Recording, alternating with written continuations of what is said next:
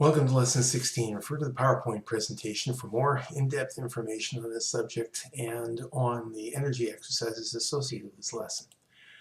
So this lesson is about the sword and the Athame. Knights on this path become masters of air energy. Like the wind, they flow around obstacles. Like an edged weapon, they cut to the heart of the matter with their will. It's said by Koshio Yoshida that the sword is not just a weapon, it is a spiritual weapon used to fight and break your own weakness, negative energy, and karma. The sword is a symbol of self-awareness and will. Koshio Yoshida also tells us striking is like spreading your wings. In life, we are always reaching out to the sky, striking for something, dreams, glory, goals, or a better tomorrow. Let the sword inspire you to be better than you are. Swords first became differentiated from daggers in the Bronze Age, about 3000 BCE. And edged weapons of this sort aren't long-distance weapons like spears and arrows. They're close-quarter weapons, of course. Throughout history, combatants have used cutting and stabbing weapons such as swords and daggers to control the area within their reach. There is a concept in Japanese martial arts called Shifu, which is a Japanese term meaning wind of the samurai. Koshio Yoshida once said, "The earth provides wind to express its life. Likewise, Shifu blows from the samurai's heart so the others can sense it. It's the power of the element of air. It has three elements. Wisdom, sharpen your wisdom so that you can see what needs doing. Love, connecting with the universe so that you can understand others. And courage, understanding life so that fear will be a friend of your heart." Of all the magical weapons found in the Wiccan circle, the Athame and the sword are the ones that are most obviously weapons. Much is made of the fact that Wiccans carry such ritual weapons in the circle by people antagonistic towards pagans. It was the Athame that Gerald Gardner named as the Wiccan's magical weapon.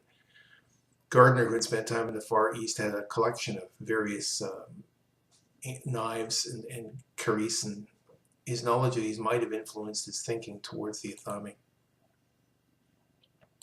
So the ritual use of magical weapons as the sword and Athame is a practice which Wiccans borrow from ceremonial magic. Ceremonial magicians brandish daggers towards the quarters of the circle in an attempt to force external deities or entities and energies to comply with their wishes.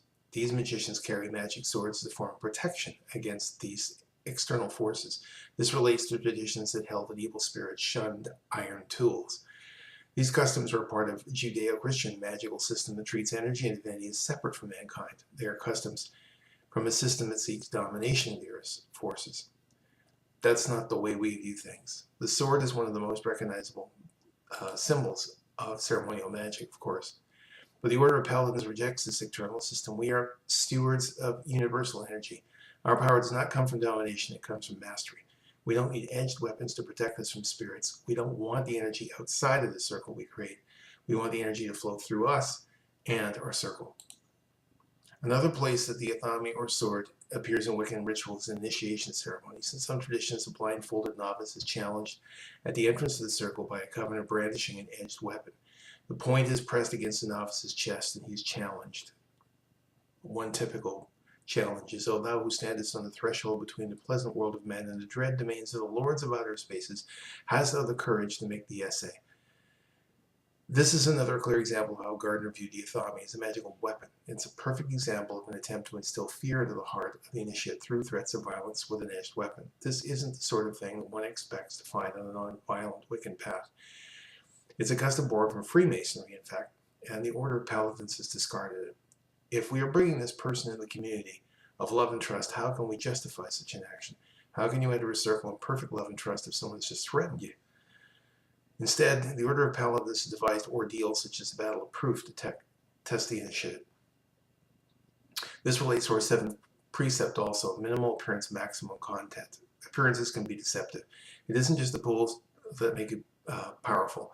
The tools are simply extensions of you. If you haven't achieved the mastery of yourself, then these extensions won't be extending your abilities very far.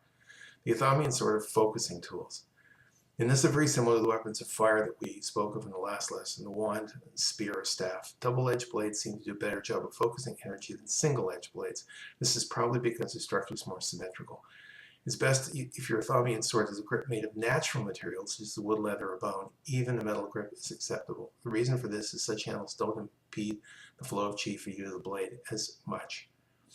Handles made of rubber or artificial materials such as plastic or fiberglass have less conductivity and don't seem to work as well. The most important purpose of the Athame sword is as a focusing tool, as I said. This is very similar to these other weapons. But Yoshida describes the sword as an antenna for clean energy. An edged weapon can be used to stab and thrust. It's natural to think of them as phallic tools to project energy, yet any serious student of the sword forms in Asian martial arts will tell you that the sword is used to draw energy into you. As the double-edged sword can cut in either direction, so can the energy flow from it in either direction. In this, the sword is very much like the wand. The weapons of air are focusing tools. Like the weapons of fire, you can use them to focus the chi both inwards and outwards. So in the PowerPoint presentation, you'll see techniques involving what was called in the decades past breaking the contacts. Breaking contacts is if you detect someone's energetic links tied to you, there are various ways to detach them. Something that Dion Fortune talked about, called it a ritual of severance in the classic book, Psychic Self-Defense. So check out the PowerPoint for those techniques. And to finish this introduction to the lesson, let me just speak of a few structures within Card Paladin. One is the tabularium, which is Latin for post office. It's a place where air and fire energies merge. And it's a good place to send psychic messages or to leave psychic messages from members of the order who drop in to the Kyre.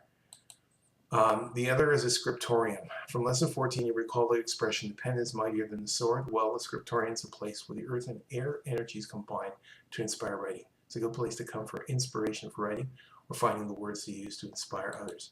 And the last is the armory, which we've spoken of numerous times in previous lessons.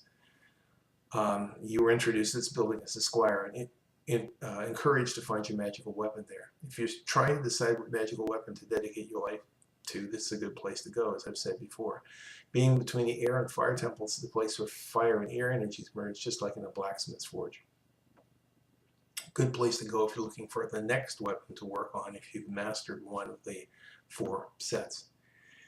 So, go to the tabularium, practice sending or leaving messages. Go to the scriptorium to find inspiration for essays or poems or rituals that you're writing.